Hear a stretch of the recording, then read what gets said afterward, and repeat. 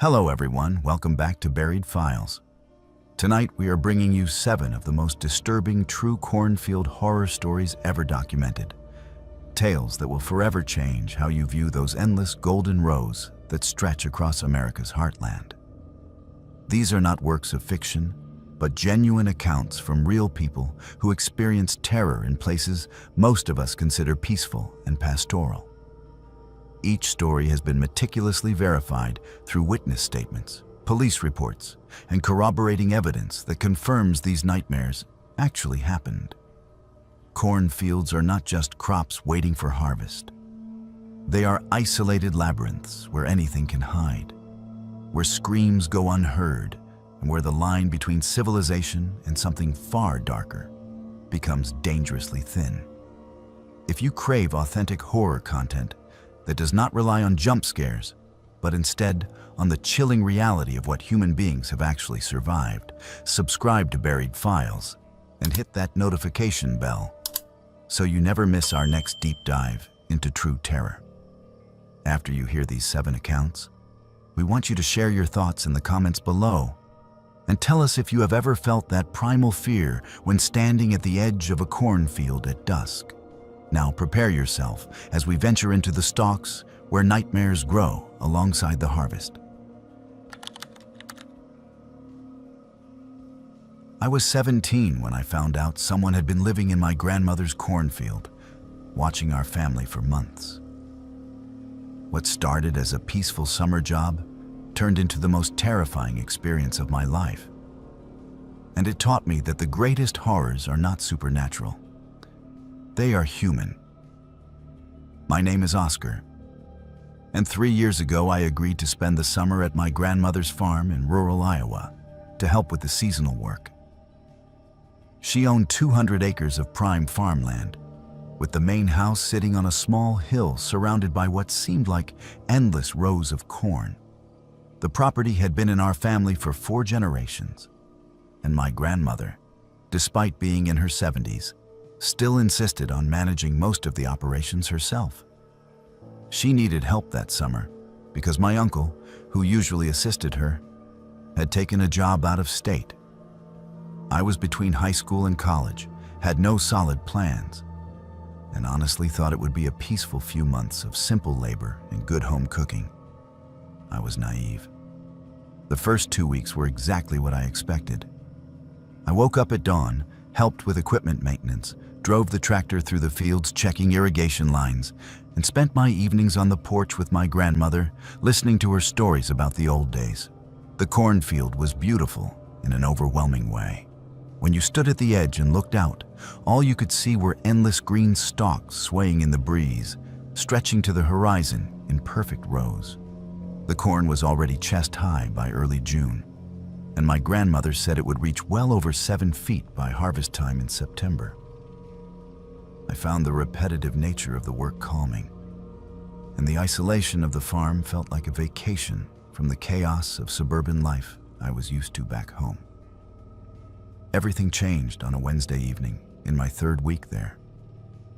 I was walking back from checking the irrigation system on the south 40 acres, following the maintenance road that cut through the middle of the field. The sun was starting to set, casting long shadows between the rows, and I was thinking about the dinner my grandmother was probably already preparing. That is when I noticed something odd. There were boot prints in the soft mud near one of the irrigation valves, clear as day. And they were not mine. They were not my grandmother's either. Hers were small, and these were at least a size 11 or 12, deep impressions from someone heavy. I wore a size 9, and my prints looked completely different. I stood there staring at those prints for a solid minute, trying to rationalize them. Maybe a utility worker had come by to check something. Maybe one of the neighbors had cut through our property. But something felt wrong. The prints were fresh, probably from that same day, and they led away from the road, deeper into the corn rows where there was no reason for anyone to go. I followed them for maybe 20 feet before they disappeared into the dense stalks. And I decided did not want to go any farther as the light was fading. I told myself I would mention it to my grandmother at dinner. When I brought it up that evening, she frowned and said she had not authorized any workers to come by, and none of the neighbors would cut through the field without asking first. She seemed concerned, but not alarmed, and she suggested it might have been someone lost or confused who wandered onto the property. It happened occasionally, she said, especially during summer when tourists got turned around on the rural roads. She told me not to worry about it, but I could see a flicker of something in her eyes. Unease, maybe?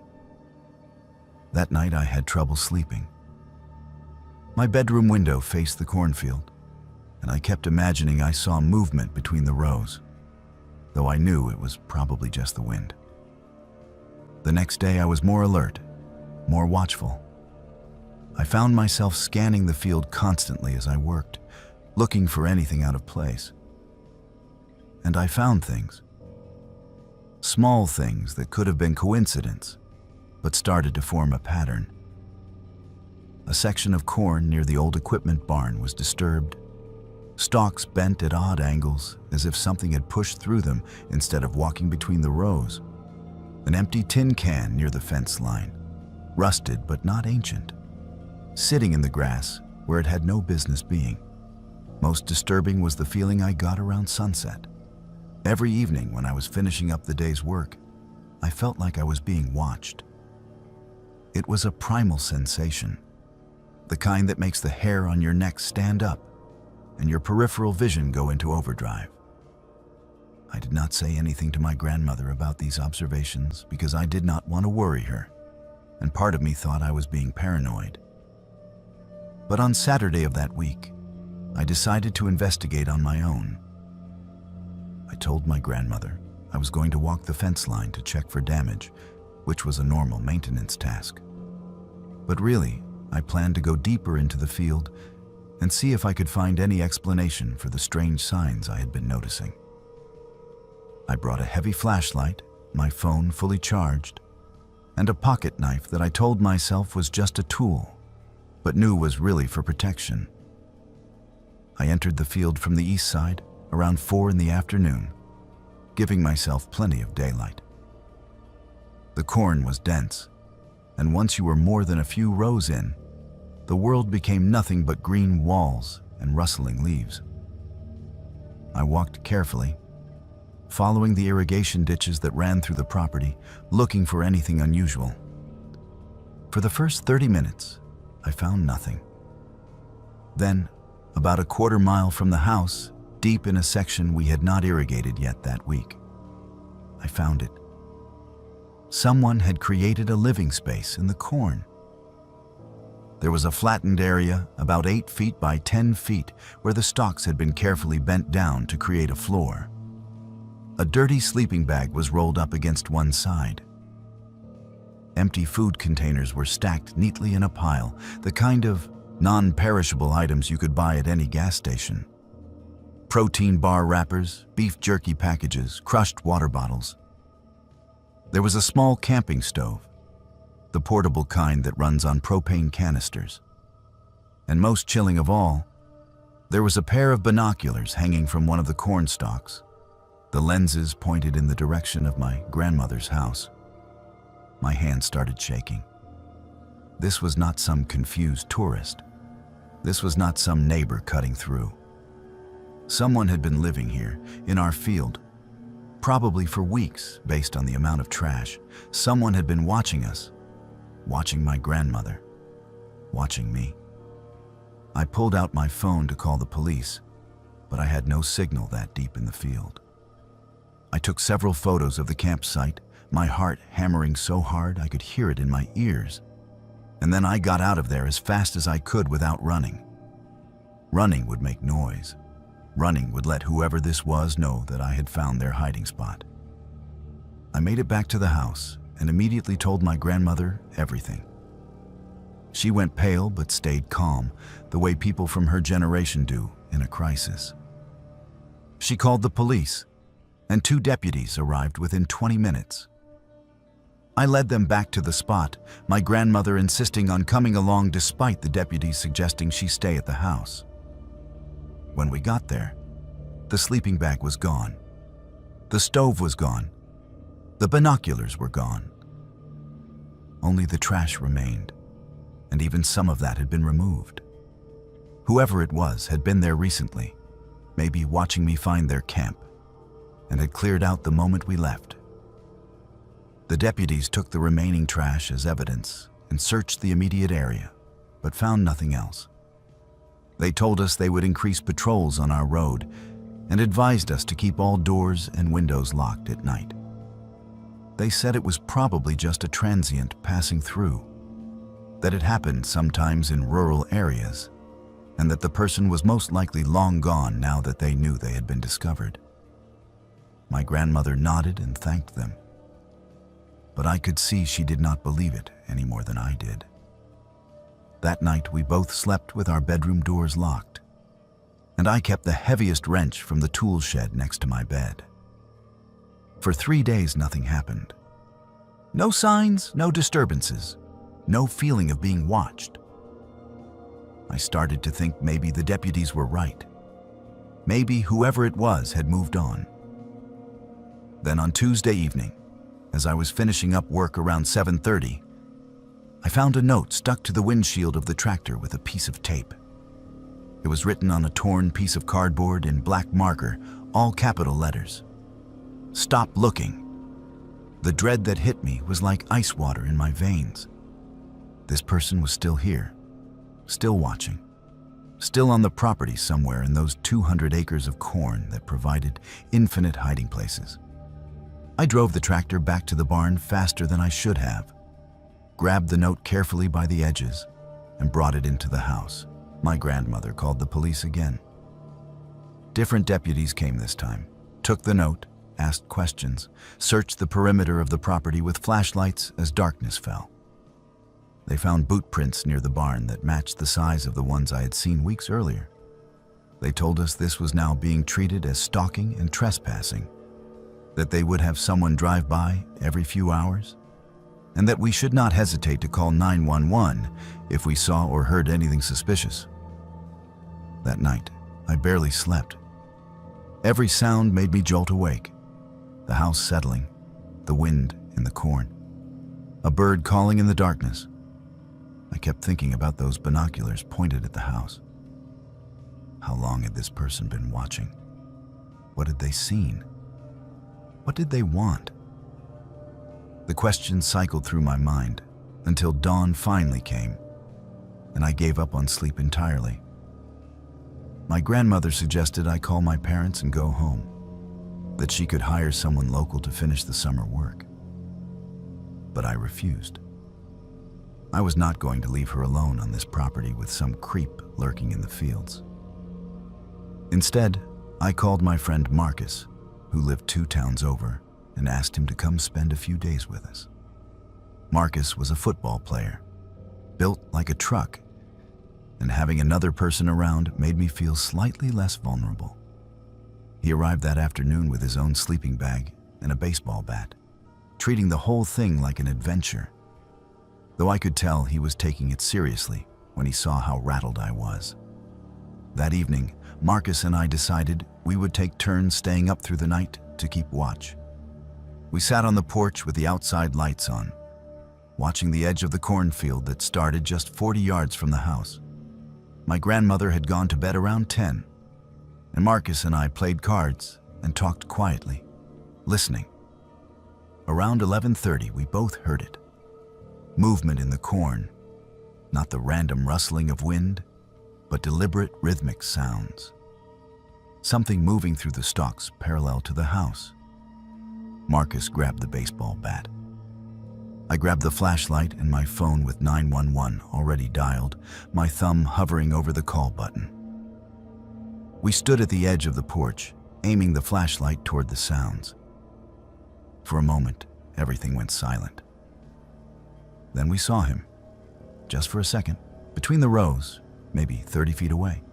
A figure, tall, wearing dark clothes, standing completely still facing the house, facing us. I hit the call button. Marcus yelled something. I do not even remember what. The figure turned and disappeared deeper into the corn, moving fast. The police arrived within 10 minutes. 4 deputies this time, taking it seriously now. They searched with floodlights and a tracking dog they had brought. 2 hours later, they found another campsite. This one even deeper in the field on the northern boundary of the property. This one had more personal items. A backpack with clothing. A wallet with an ID. That is how we learned his name was Richard Paulman, age 43, with the last known address in Nebraska. That is also how we learned he had a criminal record.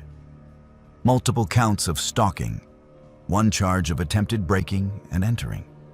He had been released from prison 8 months earlier. The police took it very seriously after that. They brought in additional officers and spent the entire next day searching every inch of those 200 acres. They never found him. He was gone, vanished like he had never been there, though his belongings proved he had been living in our field for at least a month, possibly longer. The police theorized he had been watching the property, learning the patterns, maybe planning to break into the house when he felt ready. They said we were lucky I had found that first campsite when I did, because it escalated their response before he could act on whatever he was planning. Richard Paulman was never caught.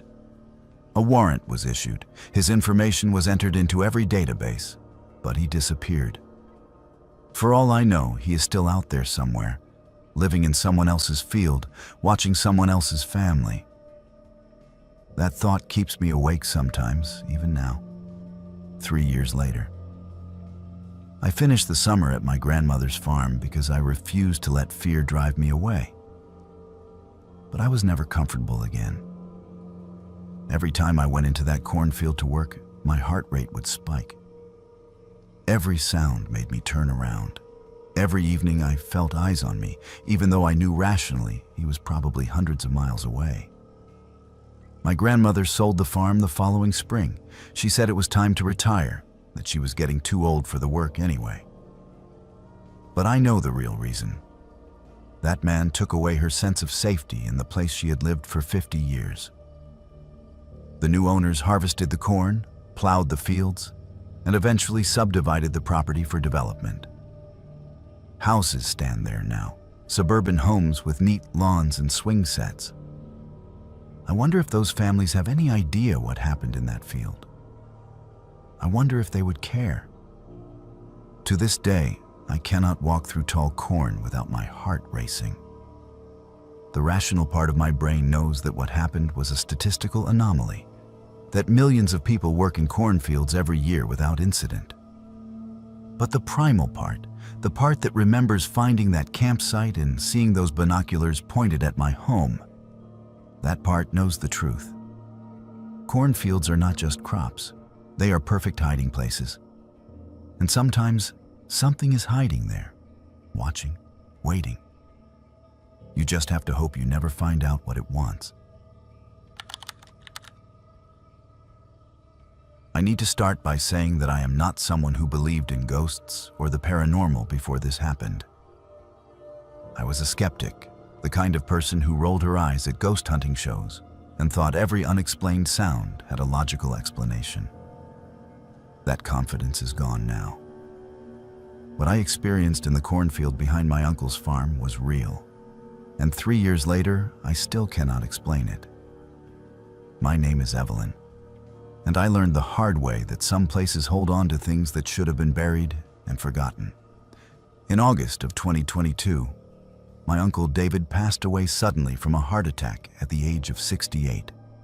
He had never married and had no children, so his 240-acre farm in central Nebraska passed to my mother, his only sibling.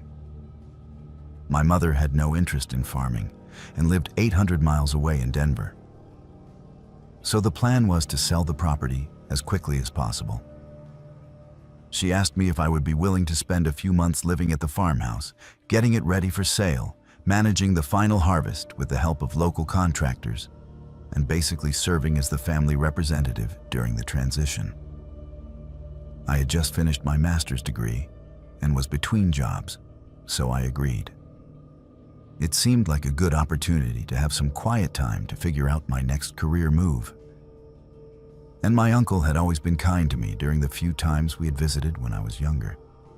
I arrived at the farm on a humid Tuesday afternoon in early September. The house was a classic two-story farmhouse that had been built in the 1920s, white clapboard with green shutters and a wraparound porch. It needed work, but was structurally sound. The cornfield stretched behind the house, row after row of tall green stalks that reached well over my head, ready for harvest in another few weeks. My first week was spent cleaning the house, sorting through my uncle's belongings, and meeting with the agricultural contractor who would handle the harvest. Everything was straightforward and exactly what I expected. On my 8th night there, I woke up to the sound of a child crying. It was faint but distinct, coming from outside. I checked my phone and saw it was 12:17 in the morning.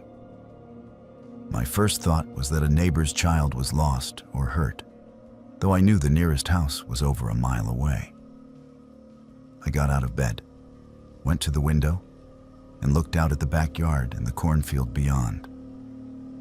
The crying continued. A little girl by the sound of it, sobbing with that gulping, breathless quality children have when they are truly upset. The sound was coming from the cornfield.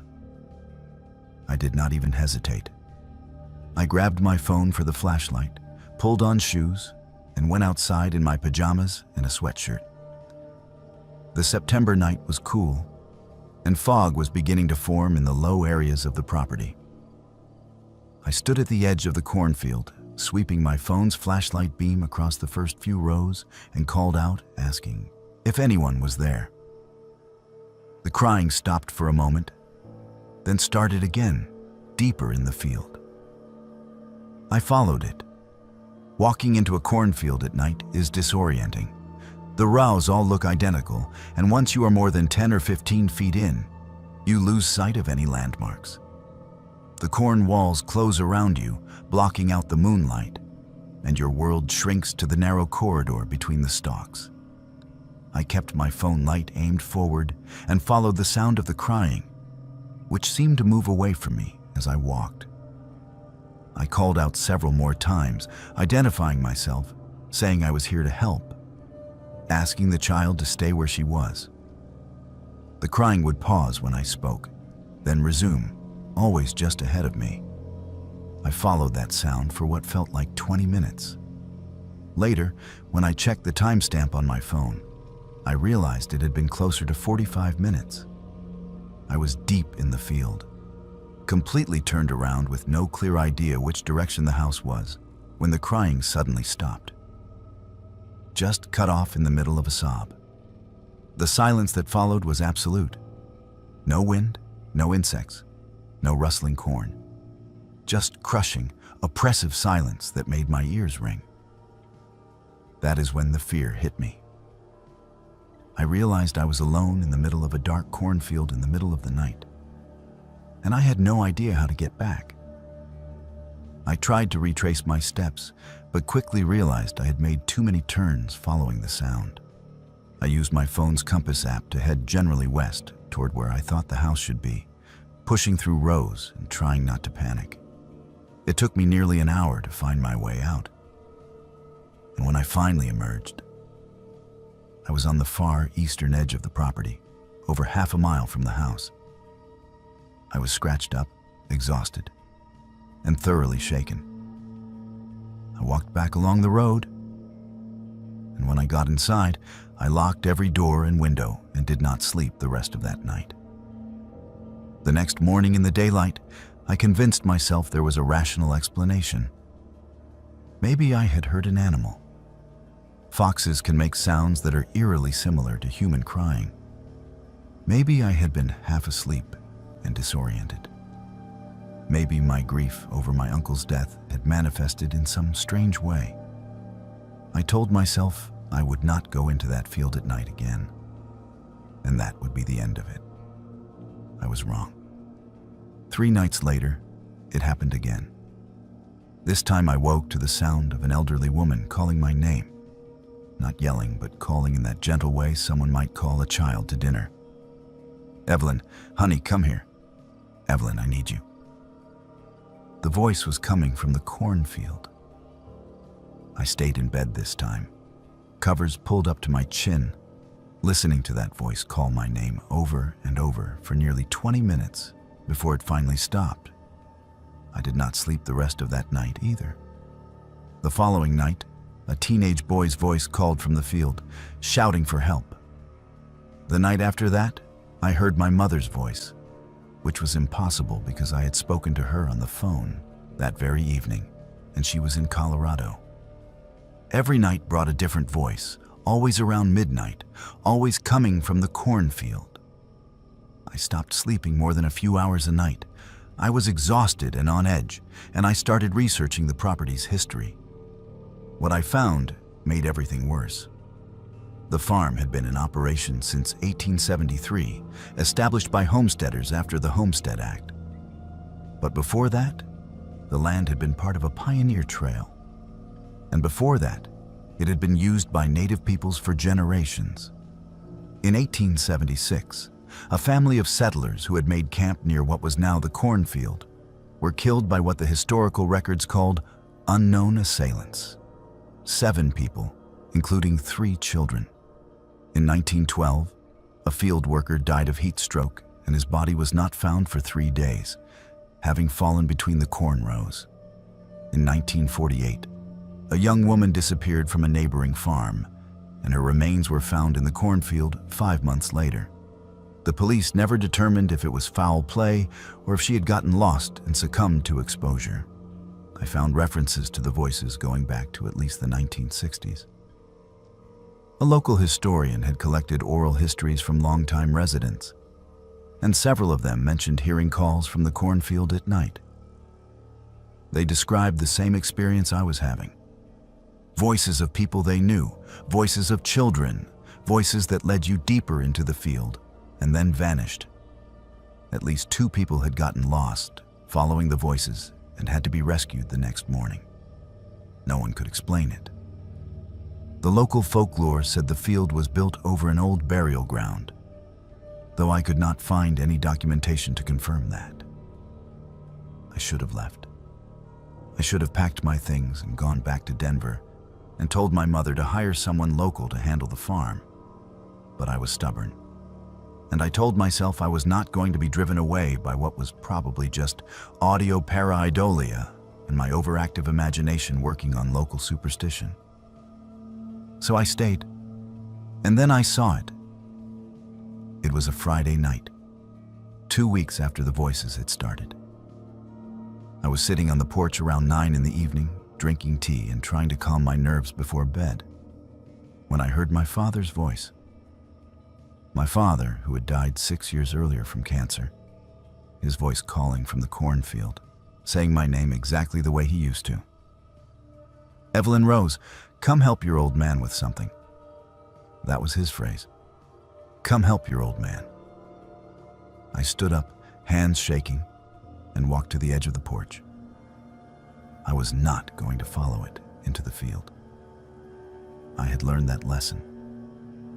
But I wanted to see if I could determine where the sound was coming from. I stood there watching the darkening cornfield, and that is when I saw movement. Something was moving through the corn about 30 yards out, pushing stalks aside as it walked parallel to the house. But the way it moved was wrong. It was too tall, taller than the corn, which was over 7 feet high. And the shape was wrong. The silhouette was elongated and thin, not matching any human proportions I recognized.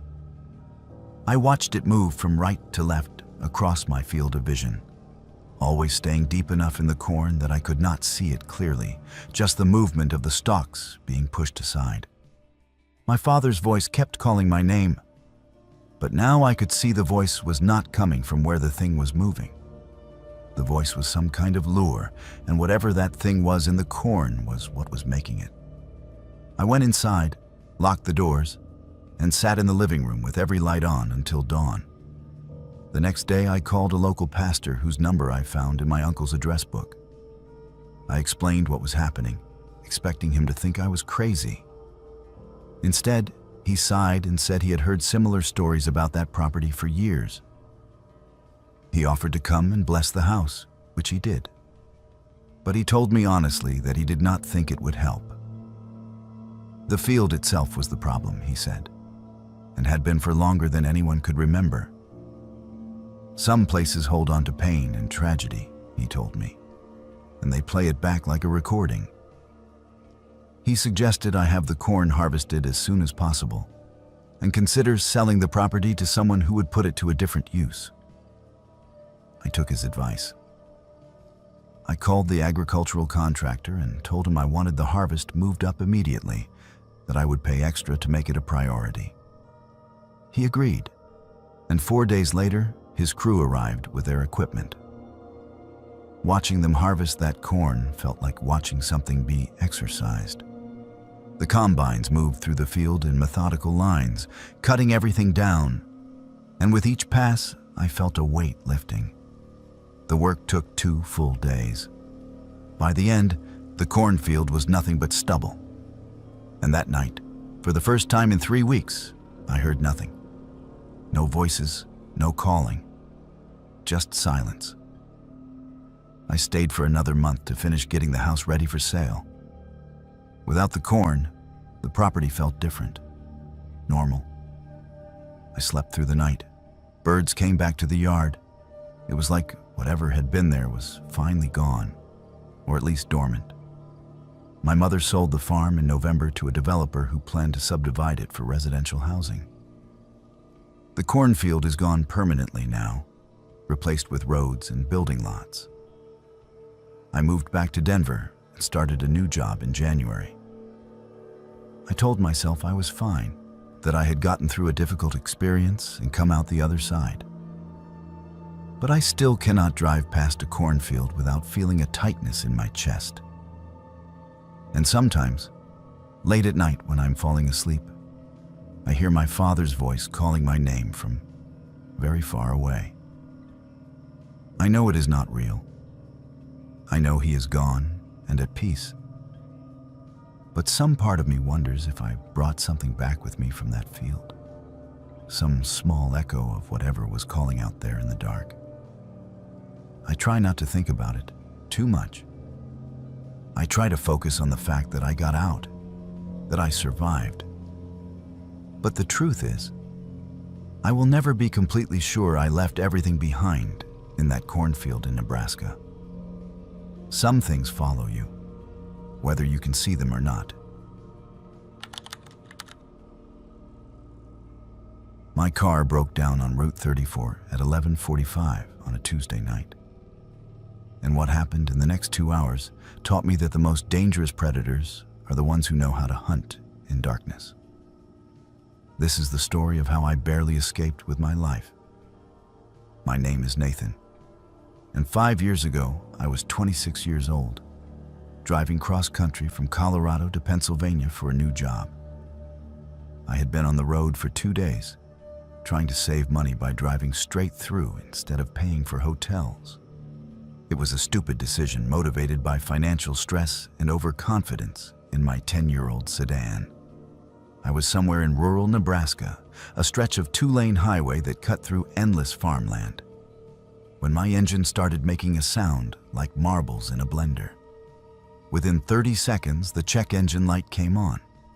The temperature gauge spiked into the red, and I barely managed to pull onto the shoulder before the whole thing died.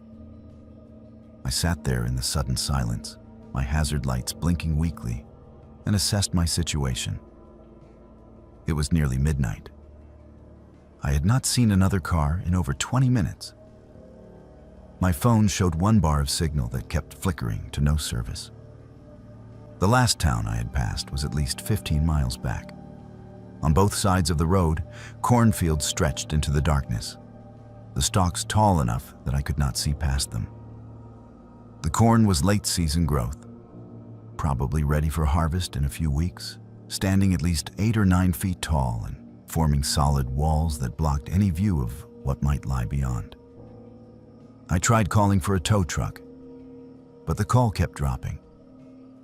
I tried texting my brother to let him know where I was, but the message would not send. After 20 minutes of attempting to get help with no success, I made the decision to walk. I remembered seeing a farmhouse light maybe 2 or 3 miles back. If I walked at a decent pace, I could reach it in 40 minutes, use their phone, and get help. Sitting in a dead car on a dark highway, waiting for someone to come along seemed more dangerous than walking. I grabbed my phone, my wallet, and a flashlight from the glove box, locked the car, and started walking back the way I had come. The road was completely dark except for my flashlight beam. No streetlights, no house lights visible anywhere. Just my small circle of illumination and the vast darkness beyond it. The corn rustled in the night breeze, a sound that should have been peaceful but instead felt menacing in the isolation. I walked on the shoulder, my flashlight pointed ahead, trying to remember exactly how far back that farmhouse had been. Had it been 2 miles or 4? In a car, distances are deceptive. I had been walking for maybe 15 minutes when I saw headlights approaching from behind me. Relief flooded through me. I turned and waved my flashlight, flagging down the vehicle. It was a pickup truck, dark-colored, moving slowly. But instead of stopping when it reached me, it passed by at maybe 5 miles per hour, the driver's face hidden in shadow. I called out to it, waving, but it just continued down the road for another 100 feet. Then the brake lights came on. The truck stopped. For a few seconds, nothing happened. The truck just sat there, brake lights glowing red in the darkness. Then the reverse lights came on and it started backing up toward me. Something about the way it moved, slow and deliberate, made my stomach clench. This was not someone being helpful. This was something else. I did not wait to find out what. I turned and ran into the cornfield. I crashed through the first few rows of corn, stalks slapping my face and arms, my flashlight beam jerking wildly. Behind me, I heard the truck stop on the road, heard doors opening, heard voices. Male voices, at least 2 of them, maybe 3. One of them laughed. That laugh made my blood freeze. It was not the laugh of someone trying to help a stranded motorist. It was the laugh of someone who enjoyed watching prey run. I kept moving through the corn, trying to run between the rows instead of crashing through them, trying to move fast while staying quiet. The rows were planted in long, straight lines, which meant if I stayed in one row, they could see my flashlight beam from far away. I turned off the flashlight and relied on moonlight, which was almost non-existent under the canopy of corn leaves. I could barely see 3 feet in front of me. I tripped over the uneven dirt, caught myself, kept moving. Behind me, I could hear them entering the field. At least 2, maybe 3 people, not trying to be quiet, talking to each other in normal voices, like they were on a casual walk. That was almost worse than if they had been chasing me aggressively. The casualness of it suggested they knew something I did not. Maybe that the field was surrounded by road on all sides and I had nowhere to go. Maybe that they had done this before.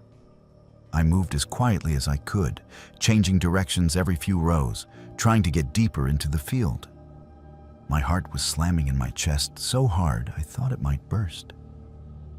I could hear them spreading out, moving through different rows, searching in a grid pattern.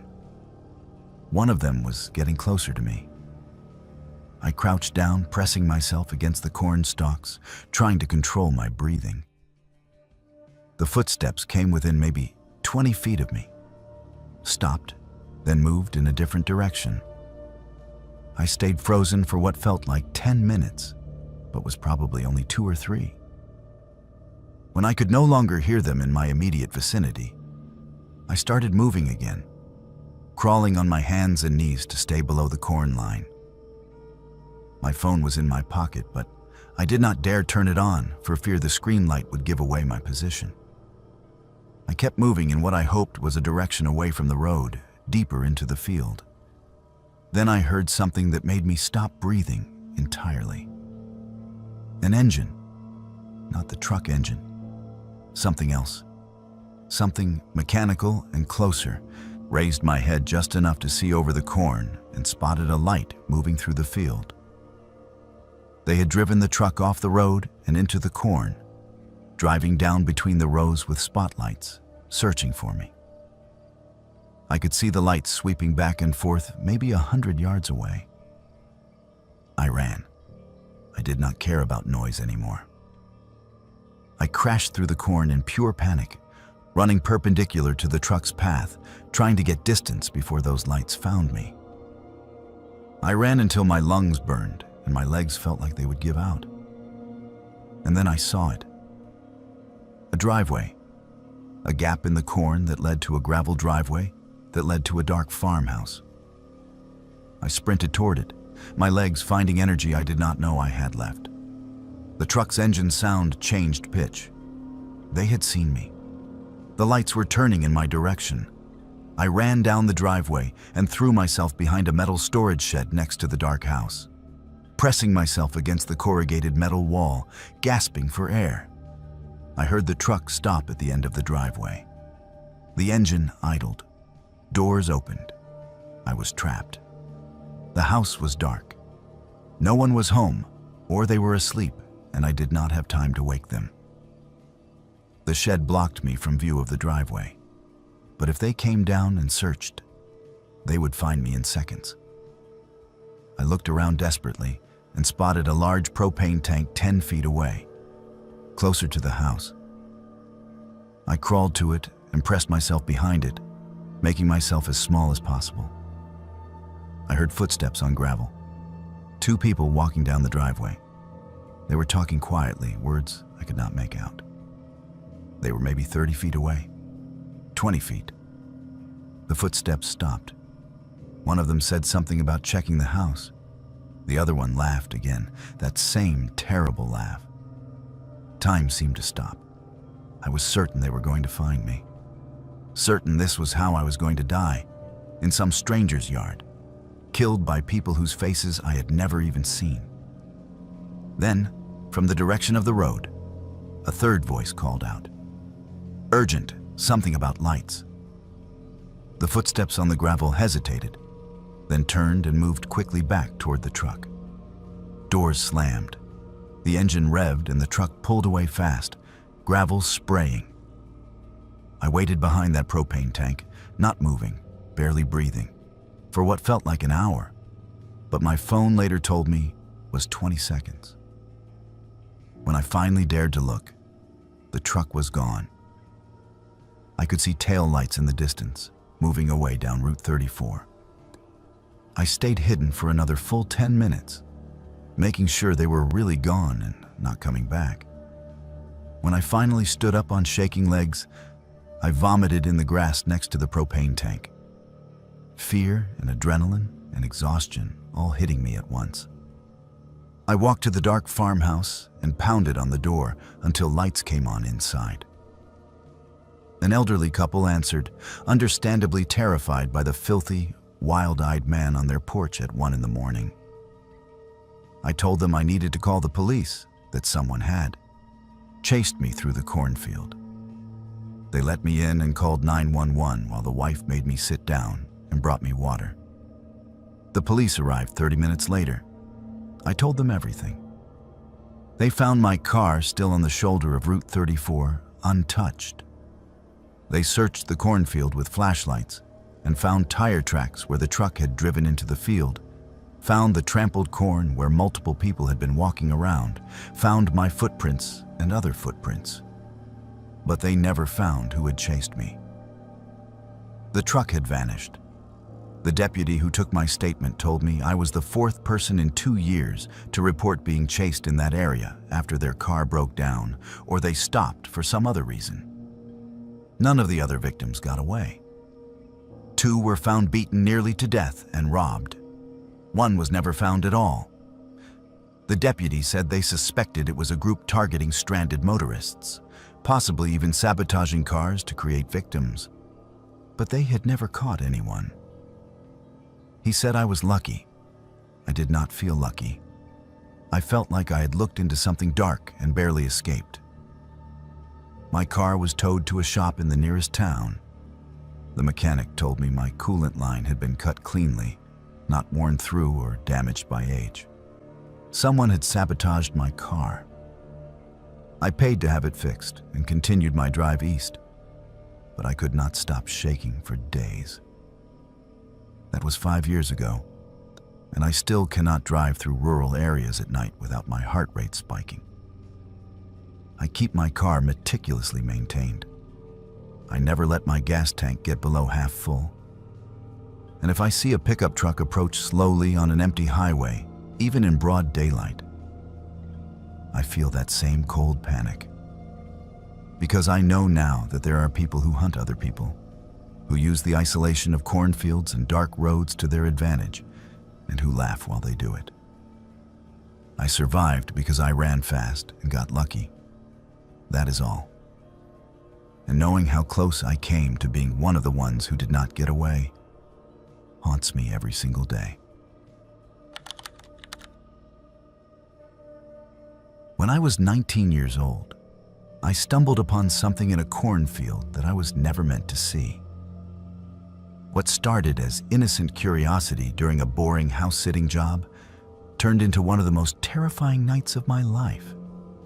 And it taught me that some traditions are kept secret for very good reasons.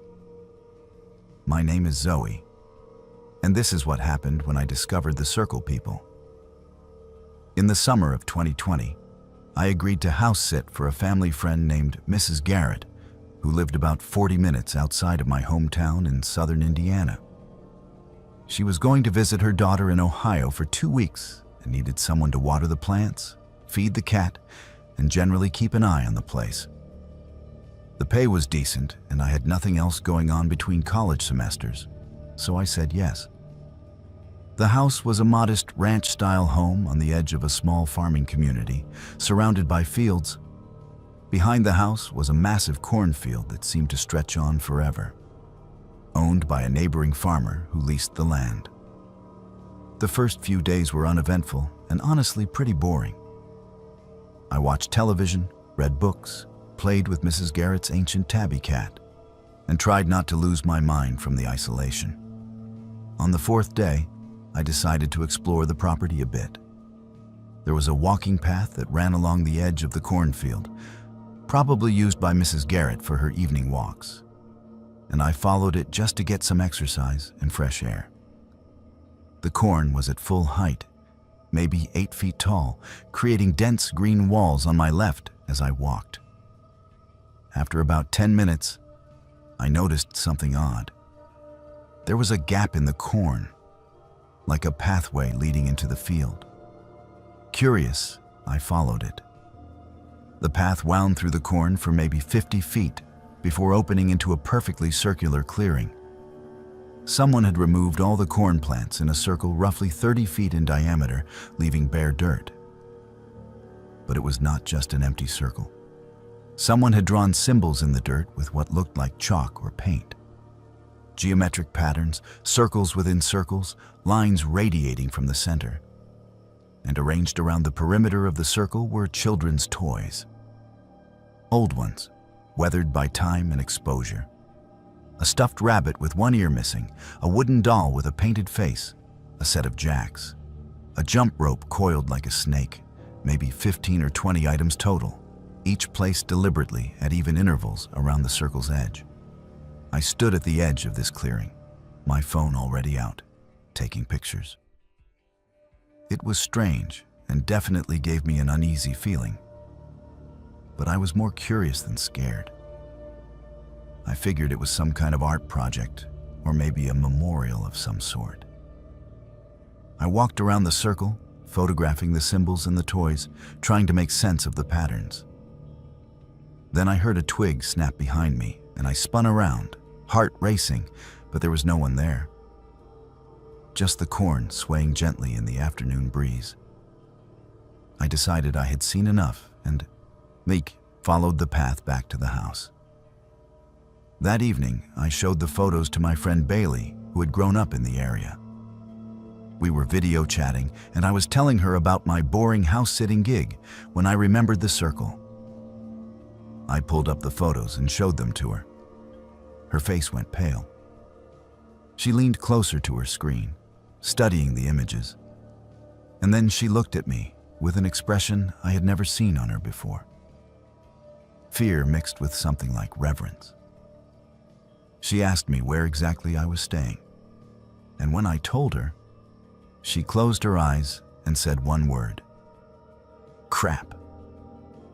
Bailey proceeded to tell me about what locals called the Circle People.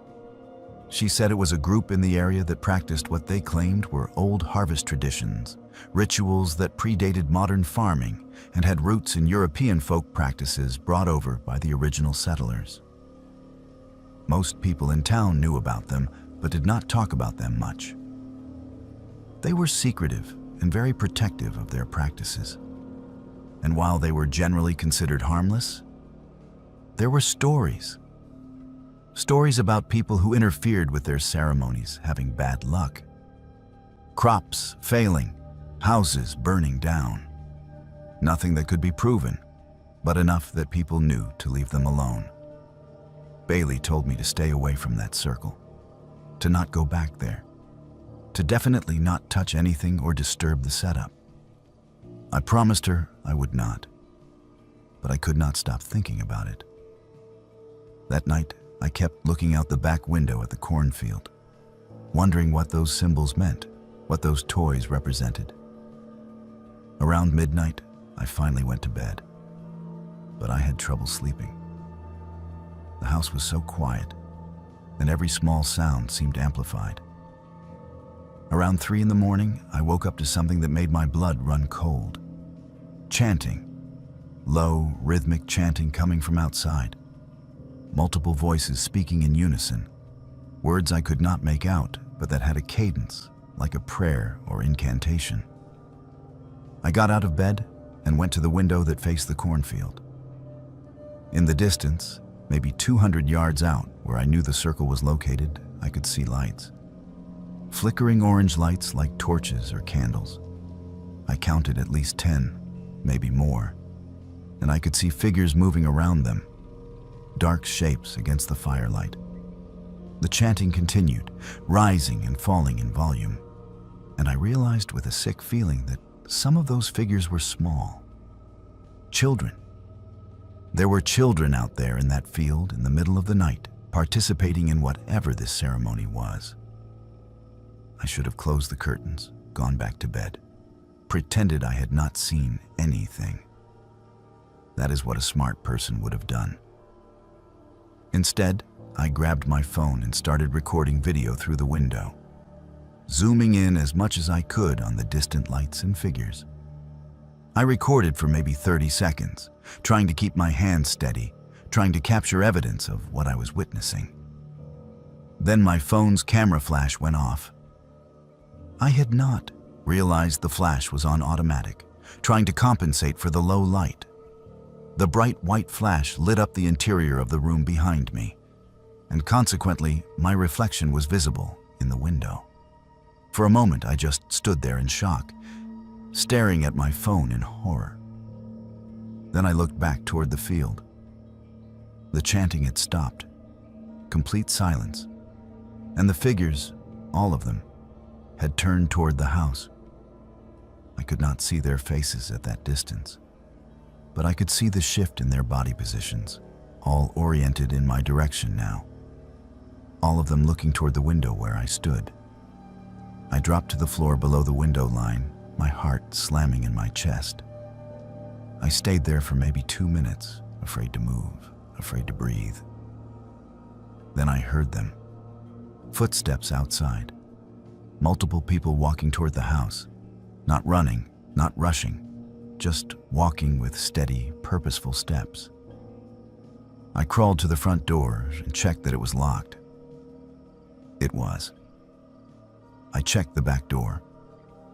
Locked. I went through the entire house in a crouch, checking every window, every entry point, making sure everything was secure. The footsteps got louder, closer. They were in the backyard now. I called 911, but when the dispatcher answered and asked what my emergency was, I froze.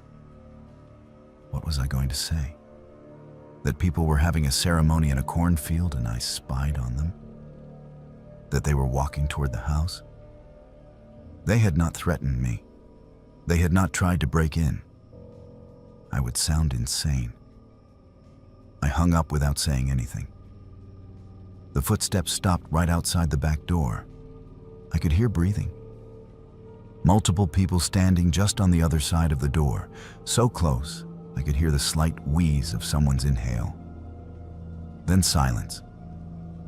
I spent the next 4 hours huddled in the basement with all the lights off and a kitchen knife in my shaking hands, certain they were going to break in, certain something terrible was about to happen. But nothing did.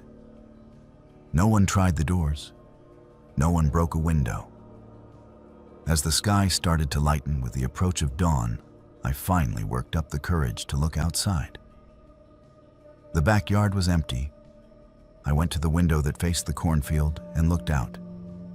In the distance, the circle was invisible from this angle, but I knew it was there. Everything looked normal in the early morning light. When full daylight came, I went outside. My legs were weak and I felt nauseous from fear and lack of sleep. But I had to see. I walked around the house looking for evidence that people had been there. I found footprints in the soft dirt near the back door. Many footprints, different sizes including small ones, that could only have been from children. I followed the back path toward the cornfield, toward where the circle had been. When I reached the spot, I found that the path into the field had been covered. Someone had bent the corn stalks back across the entrance, hiding it. I pushed through anyway, forcing my way in, and emerged into the clearing. The circle was gone, not just cleaned up, but obliterated. The dirt had been raked smooth, erasing all the symbols. The toys were gone. Every trace of what had been there was removed as if it had never existed, except for one thing. Carved into the dirt in the very center of the circle, in letters 6 inches tall, was a message. Watcher beware. I ran back to the house, packed my things in less than 10 minutes, loaded them into my car, and left. I called Mrs. Garrett from the road and told her I had a family emergency and could not finish the house-sitting job. I gave her the name of another friend who could take over and apologized profusely. She was understanding and told me not to worry about it. I never told her the real reason I left. When I got home, I found that the video I had recorded on my phone was corrupted. The file would not open. The photos I had taken of the circle earlier in the week were fine, but that video from the night of the ceremony was just gone, replaced by a corrupted file that my phone could not read. I still have those photos of the circle on my phone. Sometimes I look at them and try to convince myself it was all some kind of misunderstanding, that I overreacted to a harmless local tradition. But then I remember the message carved in the dirt. Watcher beware. Those words were not a misunderstanding. They were a warning. Mrs. Garrett came home from her trip and never mentioned finding anything strange. My friend who took over the house-sitting job said the rest of the 2 weeks were completely uneventful. Life went on as normal for everyone except me. I moved back to college in the fall and tried to put the whole experience behind me. But I never went back to that area. When Bailey invites me to visit, I always make an excuse. And I never, ever go near cornfields anymore, especially during harvest season, because I know now that there are people who practice traditions in the shadows, rituals that the rest of us are not meant to see. And if you do see them, if you witness what you should not have witnessed, They will make sure you know that you have crossed a line. I got off with a warning.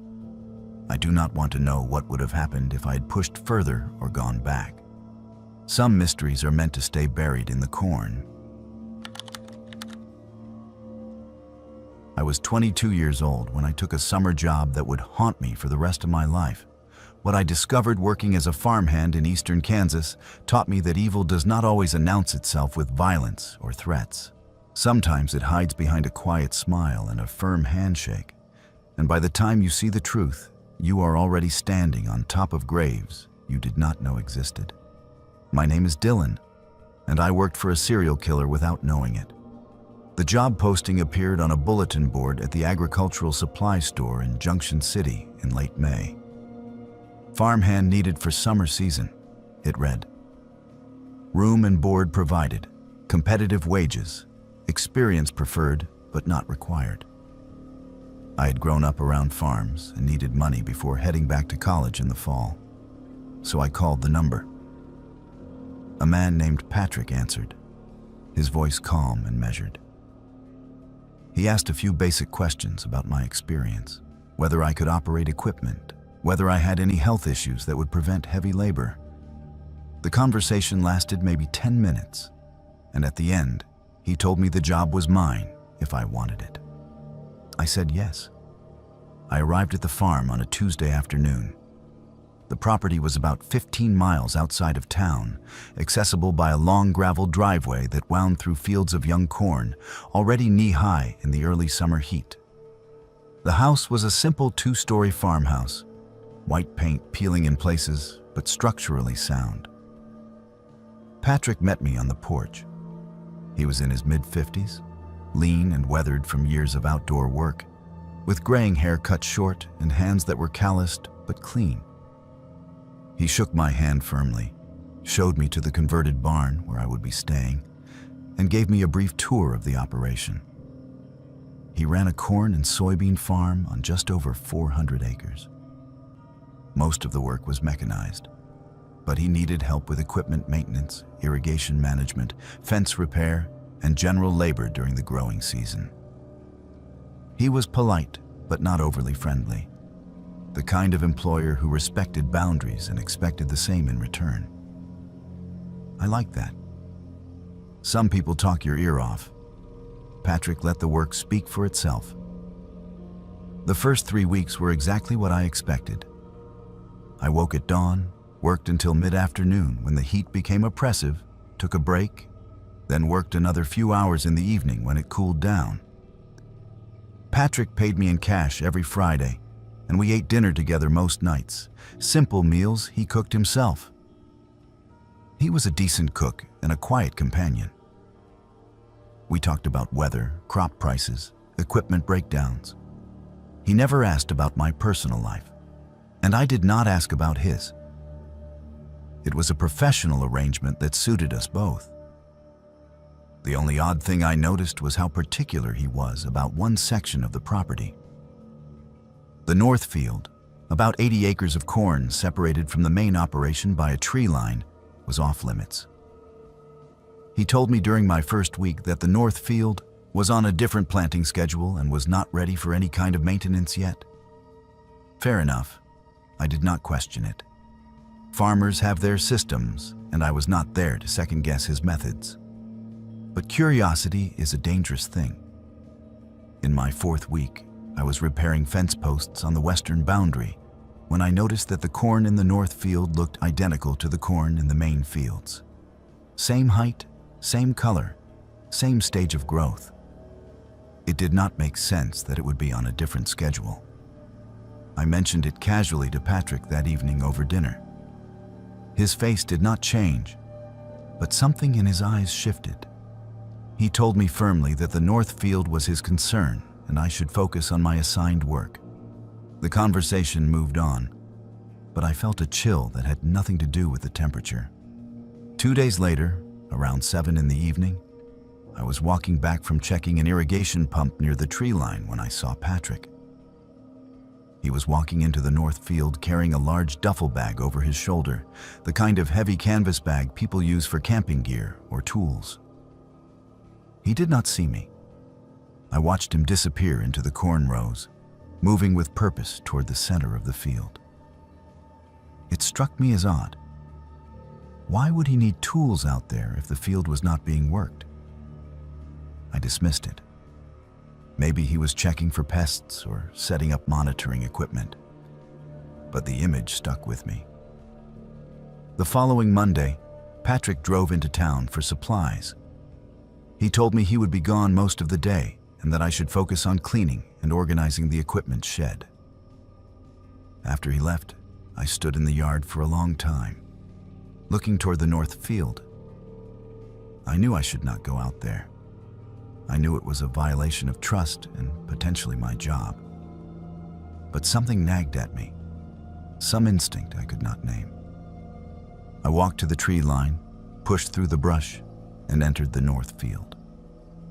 The corn was dense and uniform, planted in perfect rows just like everywhere else.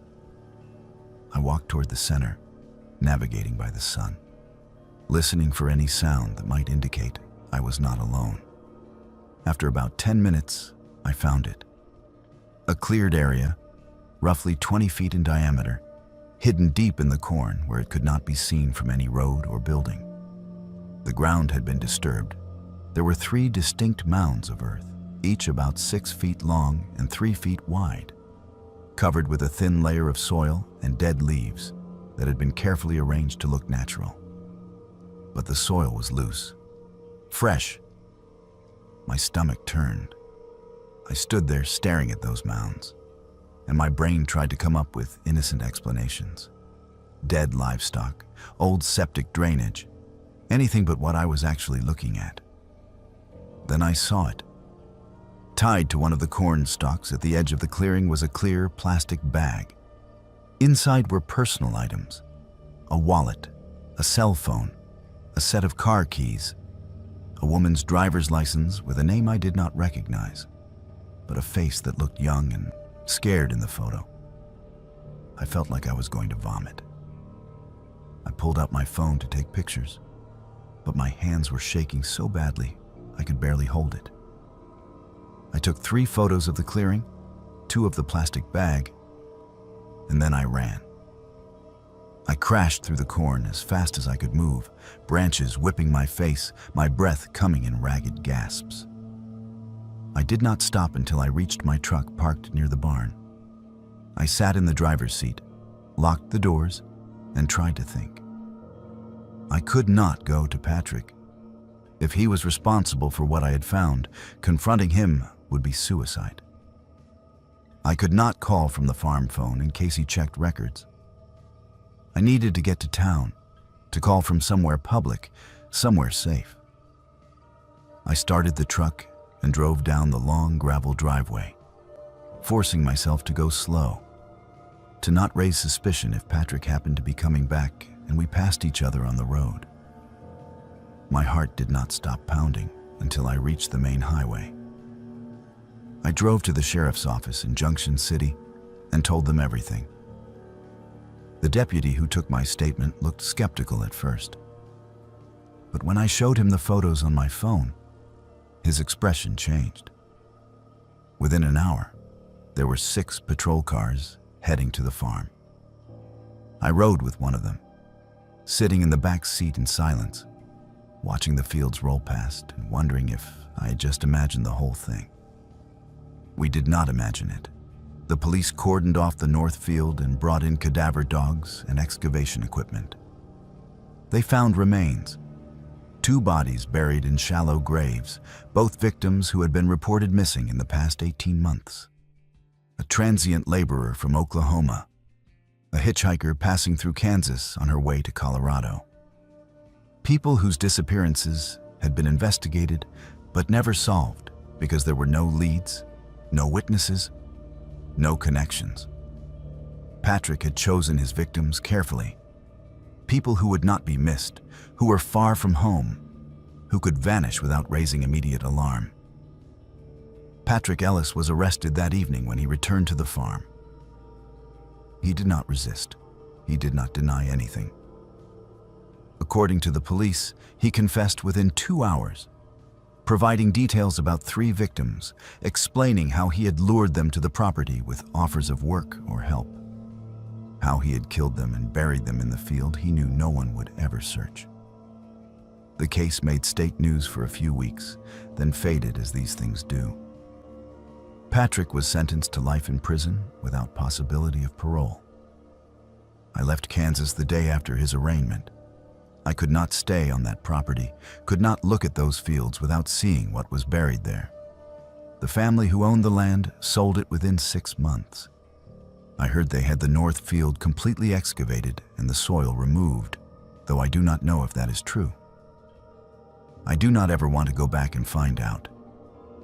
What haunts me most is not the discovery itself, though that was terrible enough. What haunts me is the meals we shared, the conversations about weather and crop yields, the polite thank yous when I finished a job well done. I sat across a table from a man who had killed at least 3 people, maybe more, and I saw nothing. No signs, no red flags, no indication that anything was wrong. He was normal. He was kind. He paid me fairly and treated me with respect. And all the while, bodies were decomposing 200 yards from where I slept. I finished my degree and moved to Oregon, as far from the Midwest as I could get. I do not work in agriculture anymore. I cannot. Every time I see a cornfield, I think about what might be hidden in the rows, what secrets the soil might hold. I think about how easy it is for evil to hide in plain sight, how a quiet man with a firm handshake can be a monster, and how close I came to being the 4th body in that clearing. I got out because I was curious, because I asked questions, because I trusted my instincts when something felt wrong. Not everyone is that lucky. And that is what keeps me awake at night, knowing that somewhere, in some field, in some forgotten corner of farmland, there are probably more graves that no one has found yet, more victims of people who seem perfectly normal until the day you dig too deep and discover the truth they have been hiding all along. I spent 6 weeks convinced I was losing my mind, that my paranoia was a symptom of trauma and isolation rather than a genuine threat. I was wrong. My name is Audrey, and this is the story of how I learned to trust my instincts, even when everyone around me insisted I was imagining things. Sometimes what feels like paranoia is actually your brain recognizing danger before your conscious mind can process it. 2 years ago, I was 35 years old and freshly divorced after 8 years of marriage. The split was ugly, drawn out, and left me emotionally exhausted. My therapist suggested I take some time away from the city, somewhere quiet where I could process everything and start rebuilding my sense of self. A colleague mentioned that her aunt had a small farmhouse for rent in rural Kansas, 2 bedrooms, completely furnished, month-to-month lease, utilities included, remarkably cheap. It sounded perfect. I wanted isolation. I wanted peace. I wanted to be somewhere my ex-husband could not find me, could not call me, could not show up unannounced demanding to talk. I signed the lease sight unseen and moved in on a gray Tuesday in early April. The house was exactly what I needed. A modest 1-story ranch from the 1960s, freshly painted white with blue trim, sitting on 5 acres at the end of a gravel road. The nearest neighbor was over a mile away. Behind the house, on 3 sides, stretched a massive cornfield owned by a corporate farming operation. In April, the field was just tilled earth, dark and rich, waiting for planting. The silence was profound. No traffic noise, no sirens, no neighbors arguing through thin apartment walls. Just wind and birds and the occasional distant rumble of farm equipment. I spent the first week unpacking, setting up my home office for remote work and slowly unwinding. I slept better than I had in months. The corn was planted in mid-April, and by early May, the field had transformed into a sea of bright green shoots, maybe 6 inches tall, and growing visibly day by day. I started taking my morning coffee on the back porch, watching the sunrise over the field, feeling something like contentment for the first time since the divorce. But around the 3rd week of May, something shifted. I started feeling watched. It began as a vague unease, the kind of prickling sensation you get when someone is staring at you in a crowded room. I would be sitting on the porch reading, and suddenly I would have the overwhelming urge to look up toward the northeast corner of the field. There was never anything there. Just rows of corn, now knee-high and rustling softly in the breeze. I told myself it was just hypervigilance, a normal response to being alone in an unfamiliar place after years of a controlling marriage. My therapist had warned me that I might experience heightened anxiety during this transition period. I tried to ignore it, but the feeling persisted and intensified. By early June, when the corn was chest-high and forming a proper wall around the property, I could barely spend time outside without feeling like something was observing me. It was always strongest in the evening, around 7:30, right as the sun was getting low. I would step onto the back porch and the sensation would hit me like a physical force. Eyes on me. Something watching from the field, specifically from the northeast corner, always the same spot. I started going outside less. I kept the curtains closed. When I mentioned it casually to my friend Rachel during a phone call, she gently suggested that maybe I was projecting my feelings about my ex onto the environment, that feeling watched was a manifestation of my hypervigilance during the marriage. She recommended I talk to my therapist about it.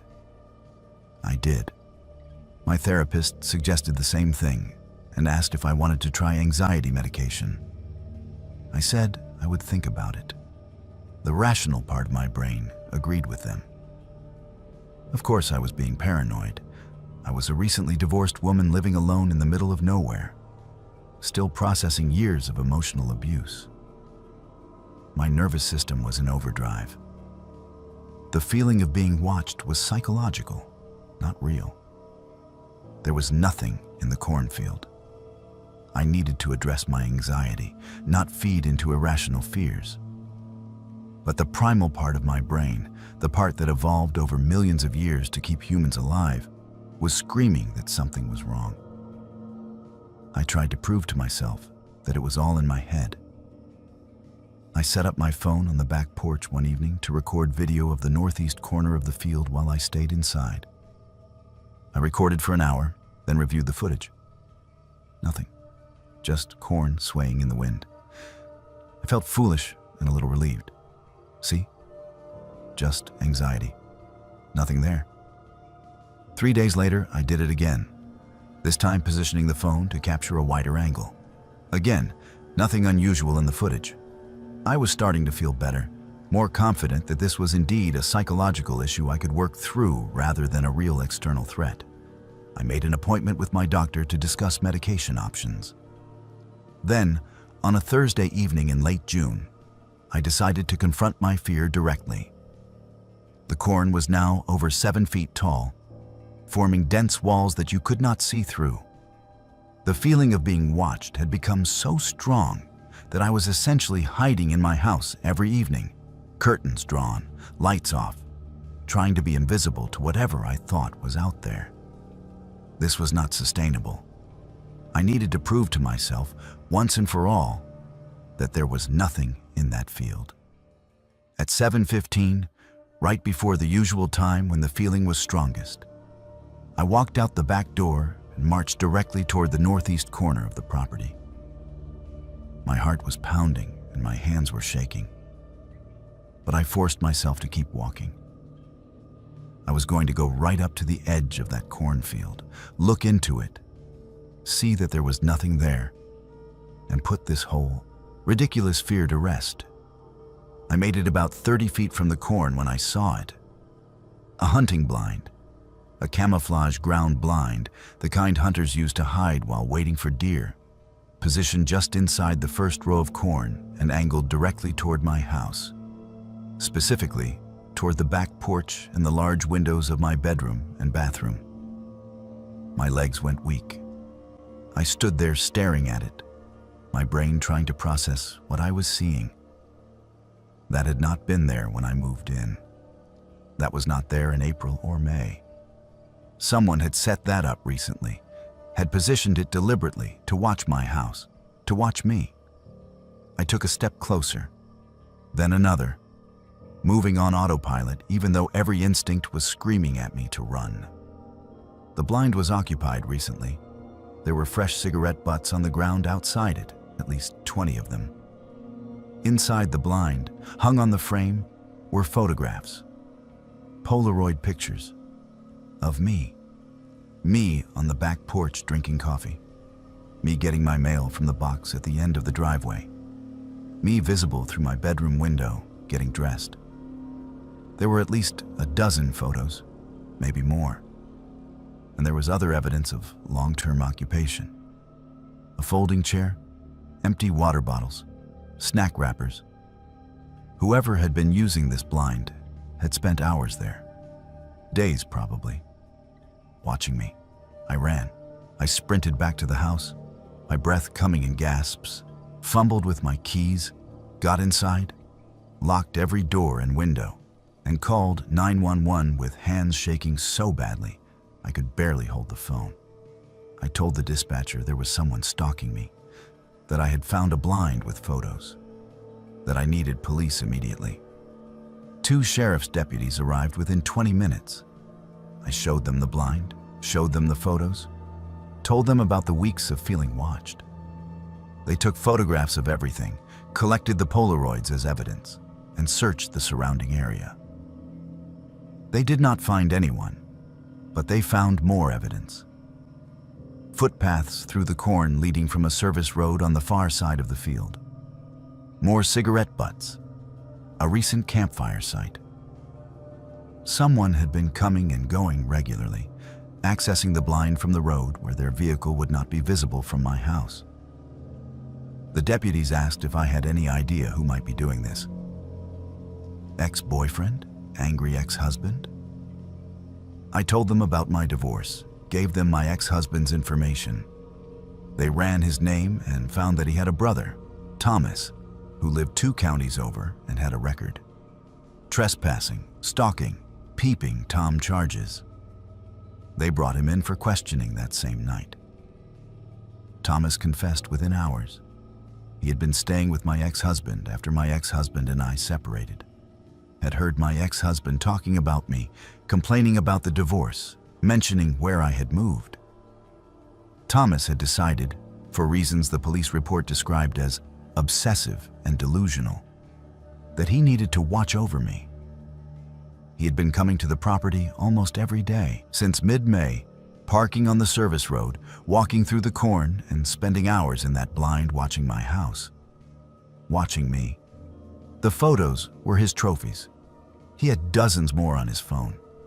He was arrested and charged with stalking, criminal trespass, and invasion of privacy. My ex-husband claimed he had no idea what his brother was doing, and there was no evidence to prove otherwise. Thomas accepted a plea deal. 18 months in county jail, 5 years probation, permanent restraining order. It felt like nothing compared to what he had put me through. But at least he was off the streets. I moved out of that farmhouse 3 days after finding the blind.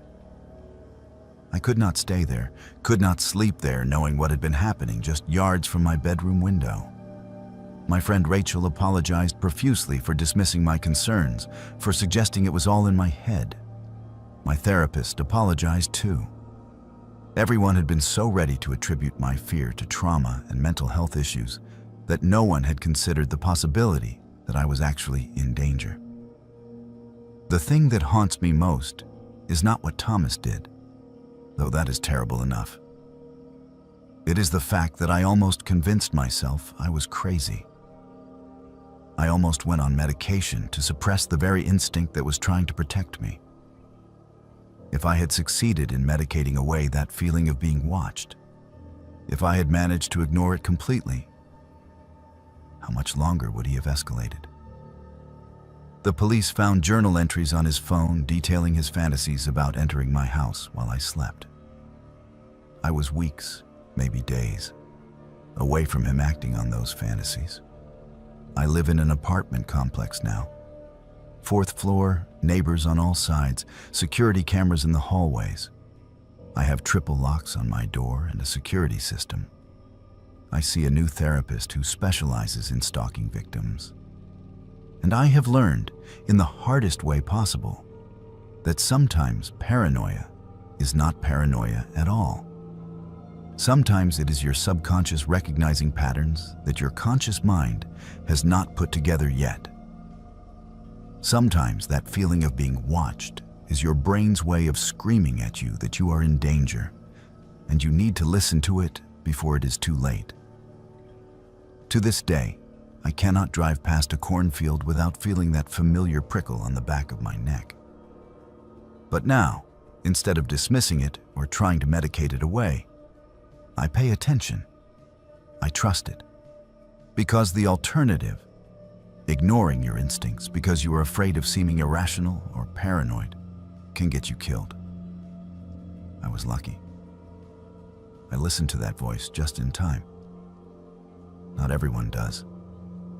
And I think about that every single day, every time I see those tall green walls swaying in the wind, wondering who else might be hiding in the rows, watching and waiting for the right moment to strike. Trust your instincts, even when everyone tells you it is all in your head, especially then.